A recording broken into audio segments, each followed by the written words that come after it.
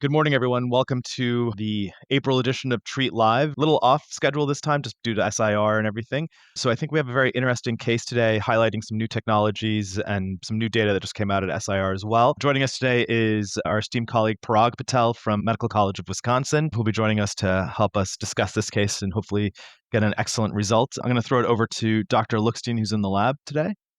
Thanks, Rahul. Thanks, Parag, as always. Love the group effort on these challenging cases.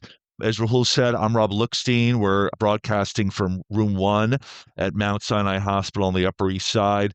To my right is my dear partner, Kirema Garcia-Reyes, who's helping out here and helped us get this case set up. To Kirema's right is our superstar IRDR resident, Chloe Cross. Chloe Cross has prepared a PowerPoint presentation, which she'll share with you in just a minute. Before we get started, I just want to take a moment to thank everybody who helps us get these cases set up. We're helped here in the room by our incredible tech, Debbie, wonderful nurse, Maya, amazing anesthesia team, my friend Barry, who's all come together to make sure that we can, do these cases safely with, the highest quality. And lastly, I say this every time, but I just want to give a personal shout out to our AV partners, BroadMed AV. They really take us to the next level, and their support every month is really unparalleled. So without any further interruption, I'm going to ask Chloe to put together the sort of history on this case so that we can all start talking about how to manage these situations. Chloe, go ahead. Hi, everybody. So today we'll be presenting a occluded venous stent case. She's a 57-year-old female. She has recurrent DVTs due to iliac vein compression. She had bilateral iliac vein stenting in 2020. She had a venoplasty done in 2025 of last year. Also of note, she had a PE in 2024 for which she had a thrombectomy. She also has chronic non-healing lower extremity wounds. She presented to us with worsening bilateral lower extremity pain, and she was started on Lovenox and Plavix. She was previously on DAPT, and our CT demonstrates bilateral iliac vein stent occlusion, which you'll see in a second. For physical exam, nothing too remarkable except she has significant bilateral lower extremity peripheral edema. She has swelling and erythema. Our vitals were all within normal limits, and labs were also unremarkable. So this is our CT venogram. As you can see, there is occlusion of both the bilateral iliac vein stents extending all the way down, and there's peripheral reconstitution. So our assessment, it's a 57-year-old female. She had bilateral iliac stents placed 6 years ago. She's now has occlusion and edema with worsening lower extremity pain. And our treatment plan is a venogram, occluded venous stent recanalization, and stent replacement. Thanks, Chloe. So just a couple of, slight, personalization. This patient was referred to me in the office, and as like many people who, know my practice, a lot of people seek me out as a second or third opinion after being seen by other providers in the greater New York metropolitan area. She got very, very frustrated with the non-healing ulcers. She would be classified when I first saw her as a CEP5 for sure. She's probably a little bit closer to a CEP4 right now, but very symptomatic, a lot of inflammation, a lot of induration of both of her lower extremities, a lot of edema, and she definitely has venous claudication. So obviously she has, sort of crossing common iliac vein stents going into the IVC. If we could go into the first image that we had before this. So this is interesting. And, Rahul Parag, this is right when we were getting access. And you can see here that the stents, crisscross or, bang into each other at the iliac vein confluence.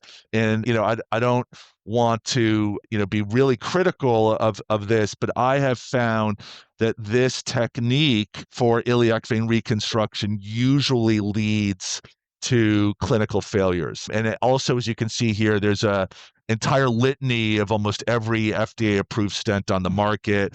I see, several of the what we're calling second generation dedicated venous stents here. And hopefully we're going to offer this patient something novel, which was recently FDA approved. But, Rahul Parag, maybe you could comment on how you like to manage the iliac vein confluence. Thanks for inviting me. It's great to see good friends and talk about these kind of tough cases. The initial question sounds like, how do you manage iliac vein confluence lesions de novo? I think Yeah. what we get at, because typically Yes. we're doing unilateral reconstruction. If we're doing an iliocable reconstruction or involving both iliacs, often extending somewhere into the cava. But if we're going to do both iliacs, even if the cava isn't significantly involved, we tend to do more of a double barrel where we extend that iliac stent up into the cava so they're more parallel in configuration, and then crossing like this. Alternatively, if it's truly an iliocable reconstruction, we'll put a large cable stent in and then try to land the two iliacs into there. But this type of configuration to me is the least favorable for long-term patency because you're going to have overriding stents and or competing stents at an area where they can least afford it. And a little mural thrombus formation will start to create outflow obstruction for the other and vice versa. And you get this situation that looks like you're in. Yeah, Yeah, totally I agree. agree with you. Rahul, anything you want to add? No, I agree. I think if there's any concern, if we're going to put kissing stents, we end up raising the bifurcation, even if it's a centimeter or two, just to get them in parallel, not this sort of T or overlapping configuration because it doesn't work. I'm going to take you through the sequence of what we've been doing so far to set up this case. And there's a lot of interesting, I think, teaching points that I think Kirema and I will share with you. But I think you see on this image, we were able to get a diagnostic catheter through with pretty extensive amount of work on the left side. And if we could go to the next run, once we got through here, you can see that the common femoral veins open.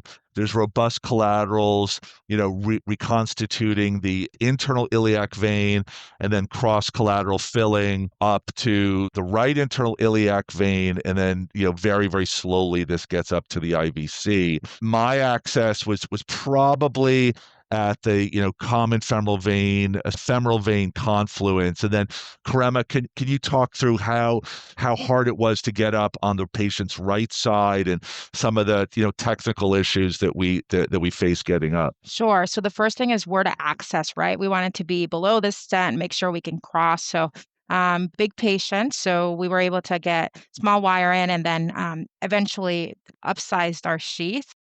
I think the left side was a little bit more challenging, but we were able, with using a glide wire on the right side, we were able to kind of get up and then eventually upsize our sheath. So definitely, obviously, chronic change. There was a lot of collaterals on both sides. So, and thinking, if you look at my side, we really access so we would have good running room to be able to have good pushability. And I think that was also key in why it was a little bit easier to get up there.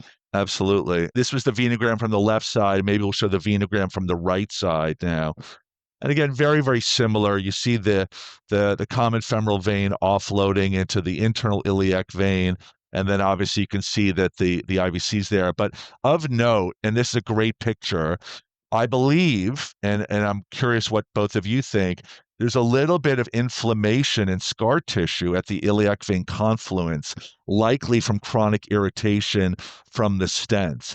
And if I had to guess, that's the mechanism of failure here for this patient. So it really reinforces not only from the venogram, but also just from our own past experiences that, this configuration where they're sort of crossing each other like an X or sort of driving themselves into the wall might not be the best technical setup to be able to ensure that there's long-term clinical benefit.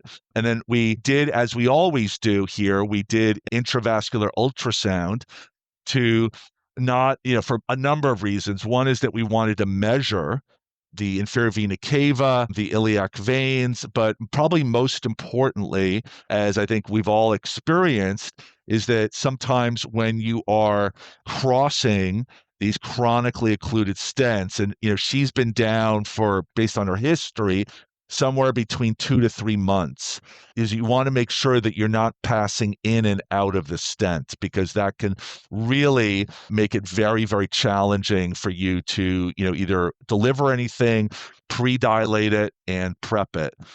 Here you can see that this is on the left side. We're true lumen the entire way down. Are you all able to see the IVUS images? Yeah, perfect. All right. Yep. Yeah. So this is the IVUS on the left side.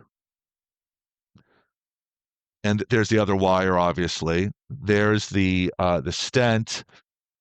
And you can see this is, very, very dense material inside the stent and then going down. So there was no, extraluminal passage. And then I think the next run on the IVUS is the right side. Oops. Play. There we go.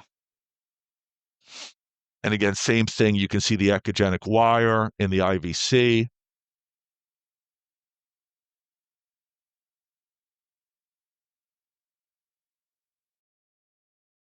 And then coming down, again, you see that crossing stent that almost obliterates the outflow of this stent. And then again, I'm very confident that we're true lumen all the way down. So there's a couple of issues here, and it's worthwhile talking about out loud, and I value everybody's opinion. We measured the diameter of the IVC where we thought that we wanted to land. I don't know if we can share that image with you, but we're getting 25 and 19 here, and that's a fairly representative image. And just as an example, I think we would all agree that a 20 millimeter implant is much too small to be able to confidently make sure it's going to adhere to the caval wall. We have a 24 millimeter implant. And then lastly, we have a 28 millimeter implant. I think it's worth talking about, how you've set up these cases.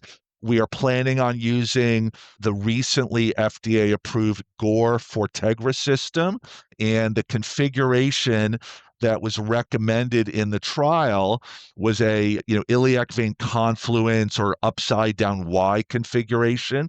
So we're planning on implanting a minimum of 3 devices, a tube device in the infrarenal IVC, and then 2 iliac vein limbs that would sort of almost match a kissing stent configuration leading into the stem.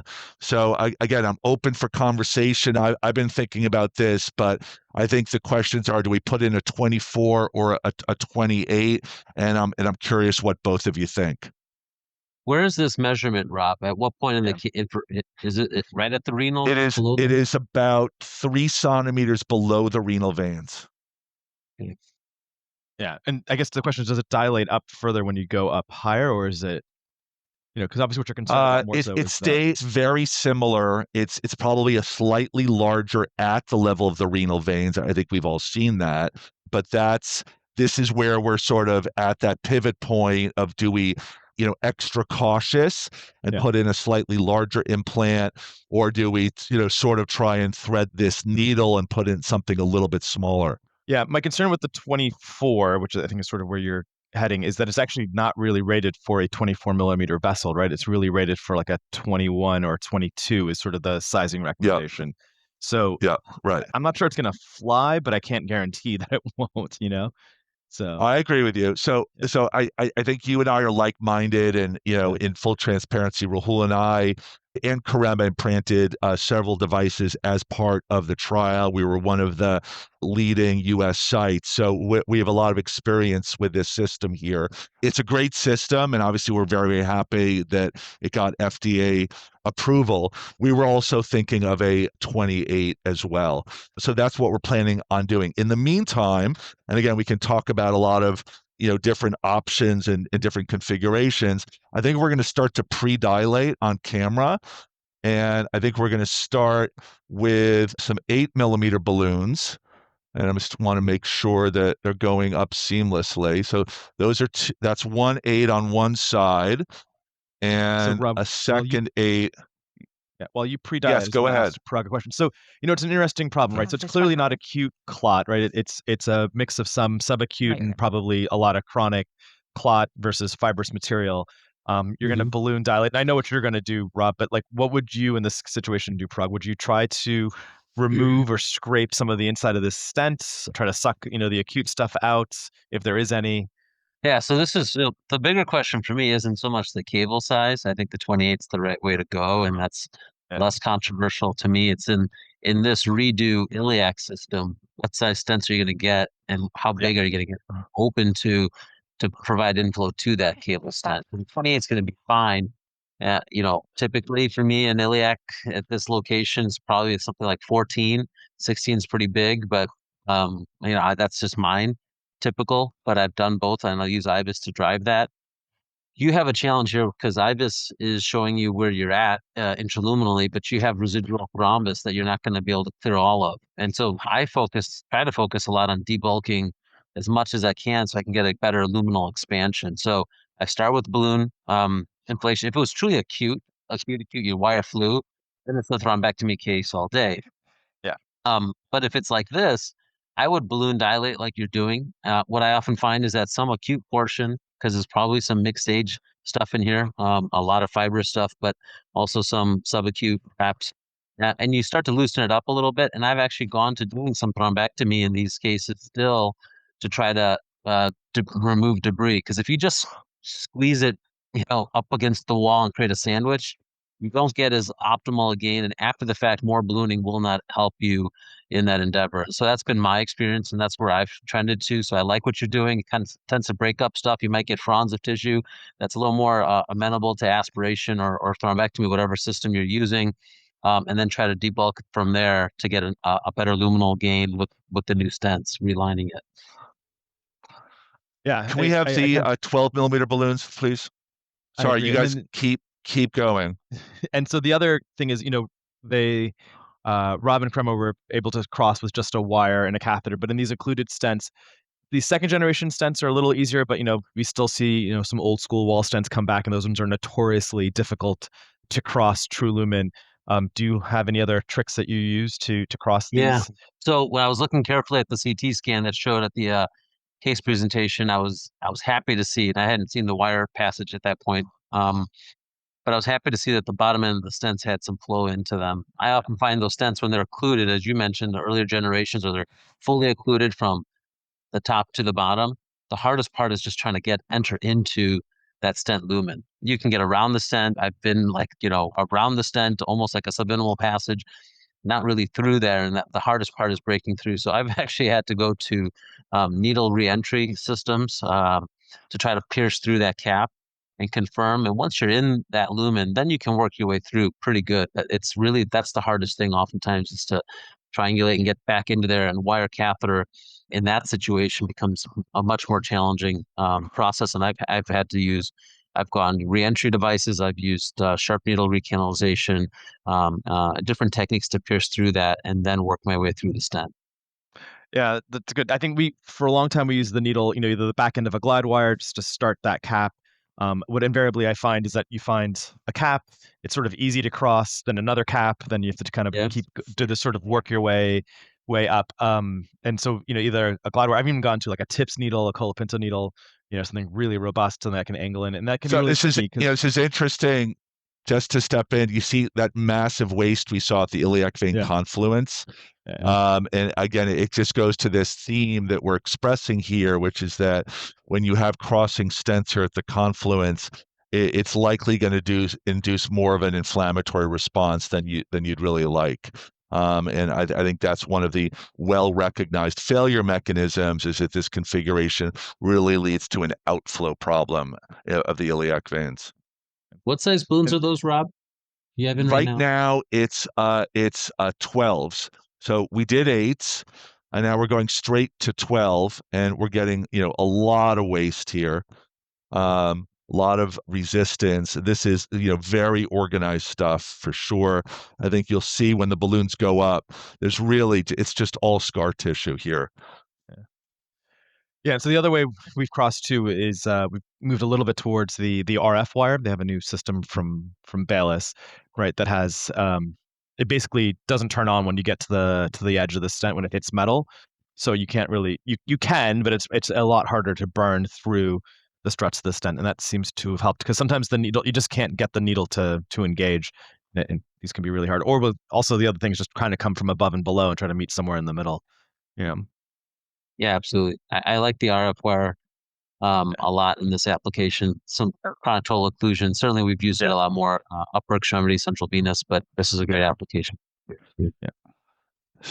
So you guys are going through the whole deep venous toolkit, so to speak, but I think it's a really important message that people that want to do this kind of work, that they have a depth of equipment. Just as one example, we're using what I'll call, high pressure balloons. The balloons that we've been using right now are of the Athletis variety from Boston, which are, very, very nice balloons. They track very nicely. They're very high pressure balloons, and they're really, really great for these kinds of applications. I think if you don't have high pressure, certainly 035 balloons, you're probably not going to get the kind of, again, luminal gain that you would normally hope for. And that can lead to some technical issues also. You spoke about RF wires and crossing systems. Parag, how do you escalate if you're stuck? And I think you alluded to this a minute ago, but if the wire sort of in the center of the stent's not going, how do you typically escalate? And what's your thought process? Right. So, I mentioned, and we mentioned a few different ways to break through that initial cap. And then I'll de-escalate to try and see if I can just get the wire to pass through. And I think as Rahul nicely described, you'll get a little ways through and then you'll hit another roadblock. So then you have to escalate again. And so for me, the beauty of these cases is once you're through the cap, you have the stent outlining where you're right here. Let's go right here. You can triangulate and use obliquities to make sure you're not exiting. Secondly, it's a low pressure system, so if you do happen to make that mistake, you can redirect, pull back, and you're not really losing. But that's rarely the case. I think as long as you're kind of using obliquities to work your way through and make sure you're within that stent. So then I'll take I usually will go coaxial or triaxial and try to cross through this to give myself a little bit more leverage to push through if I'm using a wire catheter system, and then escalate up with either the RF wire, which was mentioned, or a long needle. The tips needles, the skinny needles, whether you use a Colapinta or a Rush needle, we have long sheaths that can then track to where you're at and continue to pierce your way through. But then de-escalating once you get past that hard point so that you can, kind of use a wire for me to get through the rest of this. The critical piece is at the top, and at the bottom is typically where the concern for going through stent struts are. And so I'm more careful there and use exactly what you did, which is IVUS. And typically the catheter is not going to track over the wire if you go through the stent interstices, but IVUS it really tells the truth. You were talking about, maybe, it's a low pressure system. You don't have to worry about bleeding and stuff like that. What do you do for your anticoagulation stuff during the intraprocedurally? Do you hold it? Do you just keep it going? Yeah. No, so I'm generally fully anticoagulated in the procedure. So I mean that technically could raise a point, but again, it's a needle puncture hole or a wire hole. I'm not escalating one at a lesion. I'm very careful about making sure the wire path is where I want it to be intraluminally. Then I can go, as you've done, really high pressure balloon inflation, and really being aggressive about that is very much how I handle it. So I have no problem with that, but I like these to be anticoagulated. I think you will find yourself fighting thrombus in the case if you don't, and I worry about that. And then also in these cases, it's in a very aggressive post-procedural anticoagulation, and in our patients, I follow them aggressively with at least initial trial of a dual antiplatelet. It's a pretty aggressive regimen. I'm Lovenox, aspirin Plavix for the first month. Oh, wow. For many of these cases. That is aggressive. Yeah, we definitely do, at least my practice, we definitely do Lovenox for 2 to 3 weeks until their first follow-up. And then once that shows everything's open, we'll switch them to a DOAC. I haven't done dual. I've put patients on aspirin on top of Lovenox, but I haven't necessarily done the aspirin and Plavix. But maybe for these dense ISRs, might be worthwhile to try. Yeah, I follow them aggressively 1, 3, 6, and 12 months. And at that first month, sometimes it's at 3 weeks, everything's looking open. I'll switch them from the Lovenox to DOAC. And then at the 3-month, they're absolutely no longer on DAPT, but just DOAC and aspirin. That 6 months really going to be dependent on their hypercoagulable workup, but they may continue on a DOAC for life, or they'll continue that at no longer than 1 year, just depending on the stent configuration and how concerned I am about the patency. This is the trouble we have: is these stents that go down. Generally, the patency, it's very hard to manage if you, as opposed to doing it well the first time. And this isn't. This is more of a lesson. I don't know who the operator was here, and I know they intended well, but it's just harder to get that same long-term patency when you have to do these reinterventions. So, but I think finding the problem, as you did here with the confluence and the crossing stents and the better stent configuration with good follow-up, which I know you guys do in your practice, he's going to have a better chance to stay open with maybe reinterventions that are scheduled as opposed to due to an occlusion. Yeah, exactly. Yeah, these are definitely easier to manage when you just see like a little stenosis or something in there as opposed to they're completely down. All right, so Okay, so you put some new sheets we in? just upsized while you guys were chatting to dry seals, which is recommended to place the Fortegra system. We're all set here. I'm just going to do a venogram just to show that there's no major issues, obviously. And I don't usually do this. I just trying to reinforce the idea of always be thoughtful and make sure that everything looks satisfactory. All right. And so that's our mark for the renal veins, obviously. Now, what we're going to do is we're going to take a 28 by 75 device, which, do I have that on the table? Yep. Thank you. And we're going to try and land it exactly at the renal veins, maybe even crossing the renal veins slightly. The one thing that I will say, and this was borne out in not only in our cases that we participated in, but also in the trial data, which was really excellent, and it was presented not only at Viva last fall, but just last week at the SIR annual meeting in Toronto, Canada, was that the patency was really best in class, and the lesions that were treated included 40 centimeters of length. And so the most common configuration was a very long treatment zone in the inferior vena cava, as well as both iliac veins. And I alluded to that before. And so the fact that we're seeing really unprecedented patency for such long stented lesions, I think goes to the durability of this novel design for this implant. So I'm going to introduce this.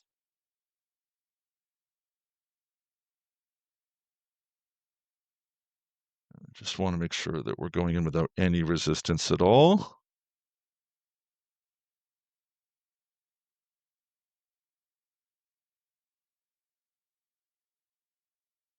There you go. There we go. Okay. There's the device. And I think this is going to fit perfectly. This is a really good length. So just to repeat, this is a 2875.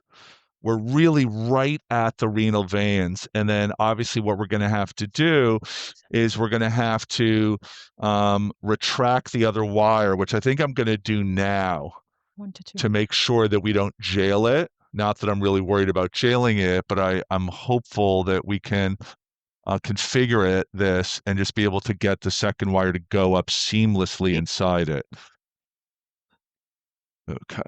And Rob, when you're really easy prep, it's just a flush. And then when you're deploying this, usually you're targeting a centimeter or two above where you want the I usually want it, we on the last venogram, we saw that the renal vein was about at the superior end plane of L2.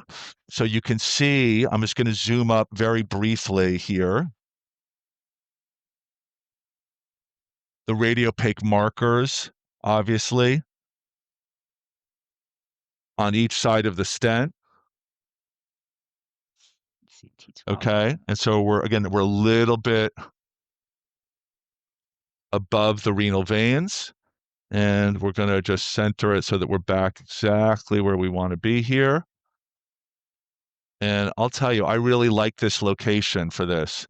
Rahul, any comments before we let this go? No, I think it's good. I think you're going to be just encroaching on the bottom of the renal veins. That's correct. That's the plan here. Yeah, people always raise this concern about covering the renal veins or covering the hepatic veins when doing these. Obviously, here it's not really an issue because I think we have enough running room to land it. But correct. What's been your experience, Parag, in terms of how do you manage the renal veins? Do you worry about them? But it's going to come back a centimeter. No, I mean, So I like the landing here, by the way, and I don't mind encroaching on the renal vein confluence. It's not a small, you know, confluence. Typically, the renal veins has a fairly large and angulated upwards type of configuration. You're going to be just fine. I think you worry about not covering enough of the involved cava, and here you need the running room to get those parallel configuration of your iliac stents. And if Absolutely. you run this too short, you end up putting those stents almost parallel to the top of this, and then you've defeated the purpose, I think, of why you did this. So I actually like this position a lot. 100%. I think we're going to go, if everybody's in agreement. Kirema is going to deploy it. This is a pull string configuration, typical to the other Gore products. And again, I think we landed that perfectly. Again, we were thinking that the top superior end plane of L2 was going to be where the renal veins were going to come in. And I think we're, again, within 2 or 3 millimeters of that. So the accuracy is really stellar. Now, this is a very important point, and I'm going to just highlight this, is that the nose cone right now is at the top of the screen. And what I'm going to do is, as Kirema pins down the wire, I'm going to push up the device, release any tension in the system, and just rotate it gently as we're coming back. Kirema is going to start to pull it back. And we're going to just make sure very slowly that we don't capture the device. And that looks really smooth. And that's a really important technical point here. And I think that as we get, more uncomfortable and we're doing a lot more clinical cases, that we're going to start to see people learning all these great technical tips for this device. So this worked out beautifully. We're almost out on this side. Can you open it a little bit, Rob? Yep. Give me 1 second. And I think you can come out now.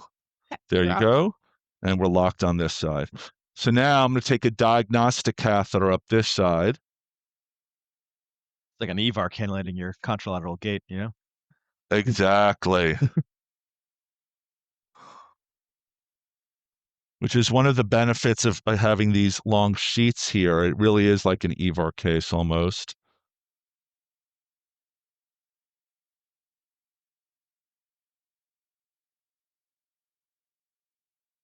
Already up there. I just want to make sure that we look good.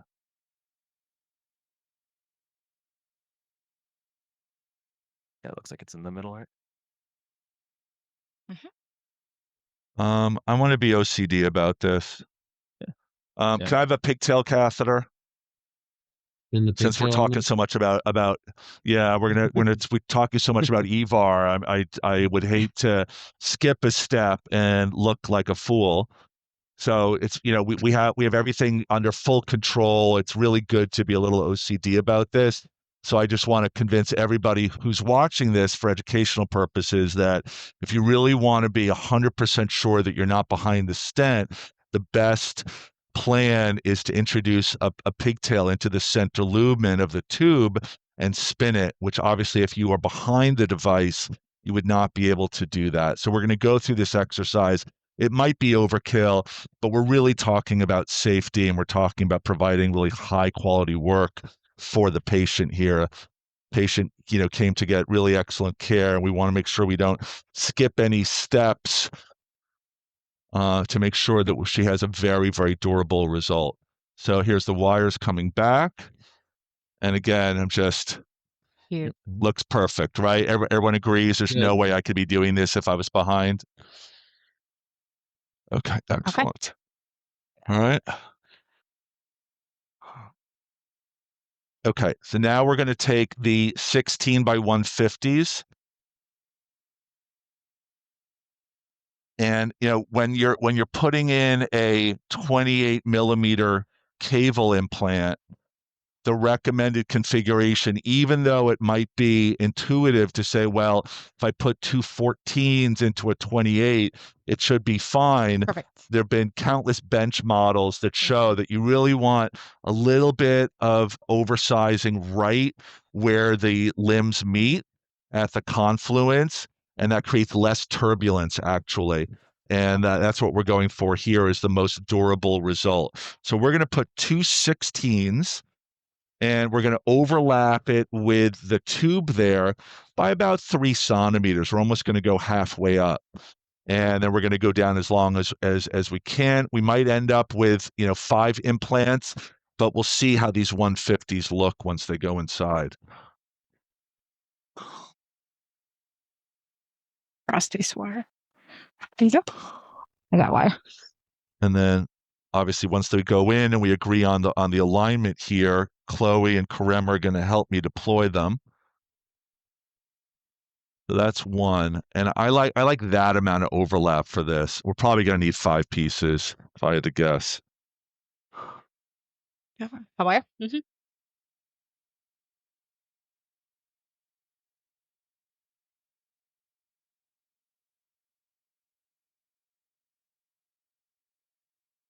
Have you deployed these? It's just like a Viator. So you just Yeah. So again, here's the configuration. What do you think, Rahul? Parag, you think I should go up with these limbs? I don't need this much overlap. What do you think? I think it looks good. I want them to be parallel, and that's what you're seeing occurring here. I don't think you need to go higher. I don't think. Okay. But, so most importantly, obviously, I'm going to retract the dry seals down. Right. So that we don't deploy the devices inside the dry seals. That's a pretty important technical note. Okay, so now you can see they're in the external iliac veins. Go ahead, Rahul. Yeah, so one thing I do like about deploying these in parallels, you can do it as a one-man operation, right? You can take one hand, grab both of the handles, and then pull, with one hand both strings. Although it is a very long string because it's double the length of the stent, so it ends up being a lot of length to pull. But you can do it as a one-man operation as opposed to the wheels or. We like this right now. Yep. Screw. Speak now or forever hold your peace. Okay, we're going. Okay, so unscrew. It's going to be a really long. You're just going to keep pulling. So start pulling and then look at the screen. Start pulling. We're trying to go at the same time. I'm pulling. You can see. Stopping for a second to get more. You see it's mine really long. pulling. So, so I'm going to wait for you. Watch the screen. Yep, perfect. And now we're going to go together. Yep.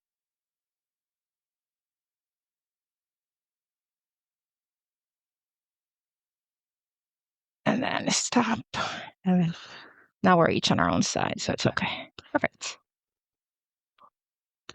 Great. Excellent. Really okay, long. Same principles of the nose cone. So we're going to start here on the right side, bring it up.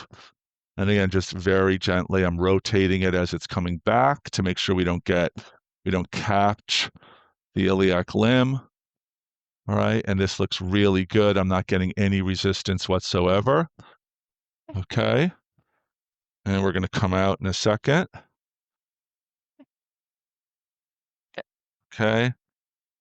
Got wire? Yeah. No, not yet. Pin pull. Mm-hmm. Got it. Okay. Excellent. And now the other side. Same principles, pushing up, reducing the tension in the systems, and then just spinning it gently as you're coming down to make sure you're not catching the ledge on the top cap of the stent. And we're well within the center lumen, and we look good.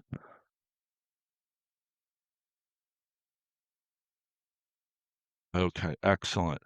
All right, we're going to need extensions. So I'm going to say, do we have 16 by 100s? Yep, I'll take those. So how low are you planning on stenting, I guess? Just covering I think I'm going to go into the middle of the femoral heads on both sides. So Rob, can I go back to, when you saw this patient in office hours, you changed her anticoagulation. Can you talk a little bit about that? Yeah, sure. So that's a great question. So it's very important for me, and we haven't spoken about this yet, in at least extensive detail. Parag said he puts everybody on triple therapy. I think it's really important in the post-procedural period to have people on low molecular weight heparin, and it's much more important for that in terms of subacute technical success. That's really critical. And so I always will get a patient on low molecular weight heparin in my office hours leading up to what has increasingly become a outpatient procedure. And so this patient was transitioned from a DOAC actually without any antiplatelet agent to low molecular weight heparin. And I like this length. This is really good length here. This is perfect right here. And to low molecular weight heparin and an antiplatelet agent. And so this is our routine protocol that we engage with patients on pre-procedure anticoagulation way ahead of time, and we manage it expectantly from there. So I'm going to cheat a little bit here. Okay. These don't obviously need to be done simultaneously. So we're going to do the right one first. Okay, going. Go ahead. Excellent. Okay. And let's do I'm going to give another, A little get bit to more. another millimeter. Go ahead. So it takes a little bit till you see it. Yeah, there you go. Excellent. Right. Perfect. Okay. So those were clearly the right lengths. And again, this goes into what we saw in the trial, about 40 centimeters of coverage. So same principles. I'm going to push up the right side, just spin it a little bit as it's coming down. Pulling it back. Make sure that there's no resistance. And if you guys want to walk it start out. walking it out. Make sure it's coming. Oh, hold on. Yep. Saw the resistance there. All right. So it's same thing. Push it up. Very important. I hope everyone saw that fluoroscopically. Kirema, you can rotate it as it's coming out. I'm just going to stabilize the sheath here. No, we're still catching it. All right. So I'm going to take this pin down the wire. I'm pinning. Bring it all the way up. Okay. Can you just ride? And then again, we're just rotating it. Rahul, you were saying? Yeah, and you can also just ride the sheath coming up back. over the stent apparatus to capture the nose cone too, right? Yeah. I just want to see if we can resolve that. That's a great idea. Thank you. Coming. That's better. Or you can do that. Yeah, there you go. Great. Perfect. Yep. So that was really key to be watching that coming out under fluoroscopy and make sure we don't, lead to an issue that we weren't anticipating. I have the wire. It's great. Okay. And then the same thing on this side. Can we open up the 14 millimeter balloons, please? So again, I'm going to push this up. Make sure we've, again, reduced any traction, any resistance in the system. And we're coming down under fluoro.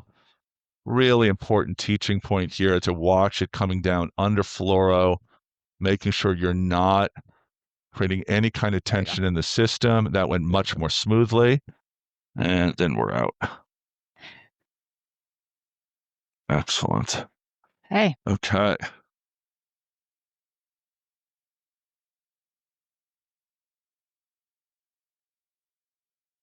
So I think we're going to post-dilate this whole thing to 14. We'll try and do a venogram. I think the most important area you already can see here is the confluence, where there seems to just be a lot of extrinsic force there, which really goes into this idea of, how aggressively can you dilate it, and can you open it up? I think this is going to be, critical to ensure that this patient has long-term success.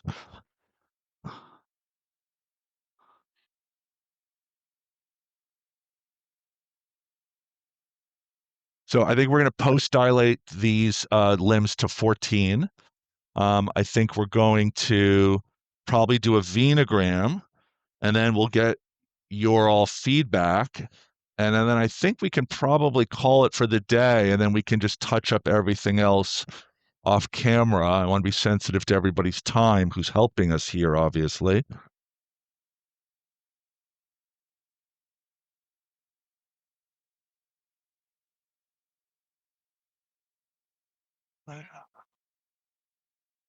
There we go. So that is, I think the balloons are well matched. Yeah, let's do this. All right. So these balloons are Atlas balloons. Okay, ready?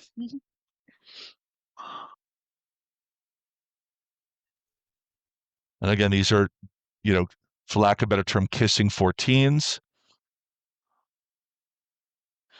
First.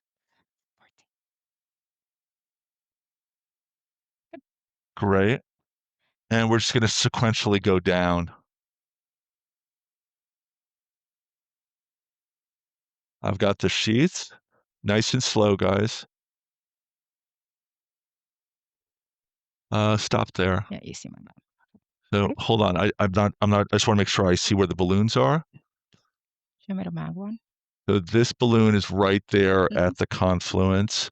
This balloon There, is Patel. also right there at the confluence. No, I see. You're Okay, where we now, started. all right. Yeah. That's why it's always good to have great partners. And so again, coming down a little bit. Excellent. Thank you. Okay, ready?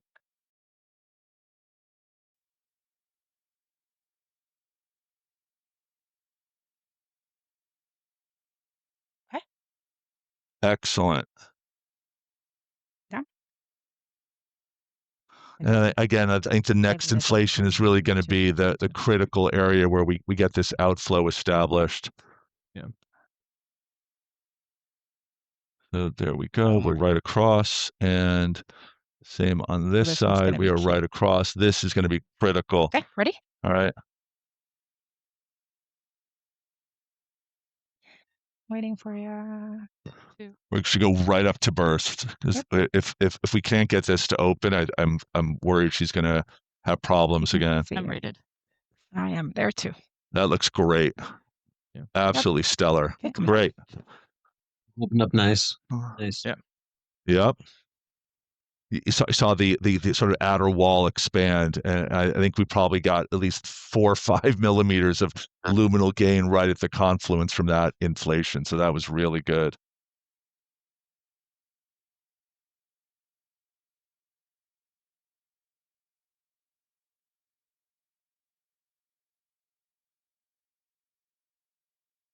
RT. Excellent. Do you want the mag? And here, and here. Go ahead.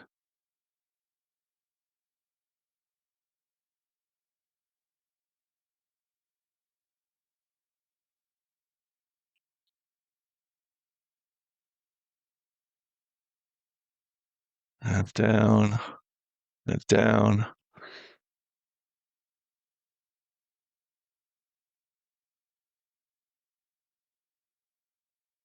So before she came in this morning, she was on full dose therapeutic Lovenox, and we've given her supplemental and fractionated heparin in the room. And as I think I said, she was on single antiplatelet therapy before she came in. So we're really trying to make sure that the patients are fully therapeutic before they come in. She's okay, right? Yep. There you go. Go ahead.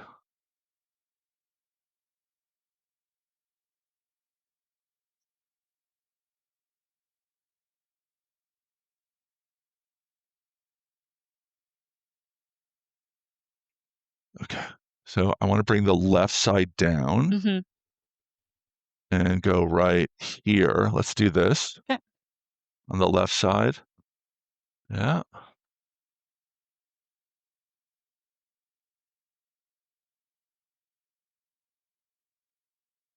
Excellent. Okay. Now, what I'd like to do is I'd like to put the dilators into the sheaths again and get the sheaths re-engaged. Because we retracted the sheaths so much, I'm concerned about causing damage to the stent column by reintroducing the sheath, Let me get the balloon especially if there's not a dilator inside it. So we're going to do that now. I have the wire on the right side. Dilators. And Rob, what wires are you doing? These are I know which wires, but these are amplats. These are amplats wires. I personally think it's much safer to do these complex venous reconstructions over amplats. I don't like doing them over less supportive wires, and so that's my preference. Again, I'm watching the right side very carefully under fluoro to make sure that the sheath is in a safe place. Okay. And again, we're going to walk out this dilator here. And then we're going to do the same thing on the left side. You got sheath. I'm pulling balloon.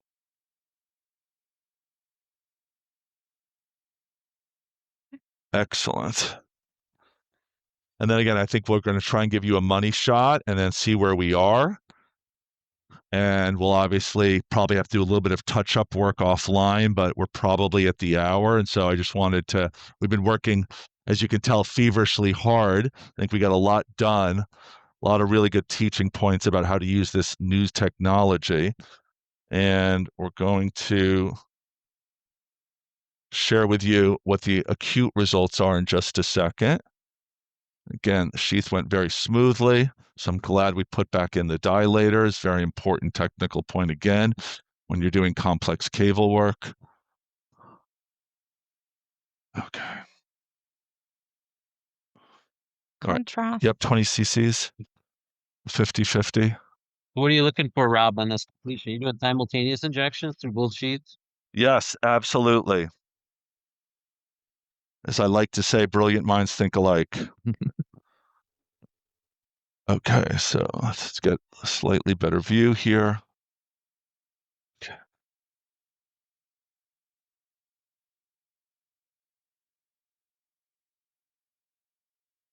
That looks really good. Nice. Really good, right? Yeah. So obviously we're gonna do IVUS, and there's a lot of other things that we want to just make sure that we're touching upon. But it looks like there's good inflow. I want to optimize that. That's probably going to take us a little bit amount of time. But I really appreciate all the counsel on this case. Of note, which I really like, is how the confluence is basically reconstructed now. It looks much better than it did before. And then again, just from my experience, I really think that was the failure mechanism for this patient all along. So I think using a dedicated device for the iliac, for the iliac vein confluence bridging into the IVC was the correct strategy here. Rahul, Parag, any closing comments before we let you guys go out? Great job, great team. You're lucky to have Kirema help you out there, and I think you have a lot of experience. It shows that confluence looks so much better, and that's exactly why these need to be done this way at the de novo reconstruction. So good job, saving this. Absolutely. Parag, as always, thank you so much for joining us this morning. You know, really, really great wisdom from a very, very close colleague and friend at MCW and a past SIR president. So, Parag, sincerely from everybody at Mount Sinai, thank you so much. Thanks, Parag. Have a great weekend, everyone. Thank you.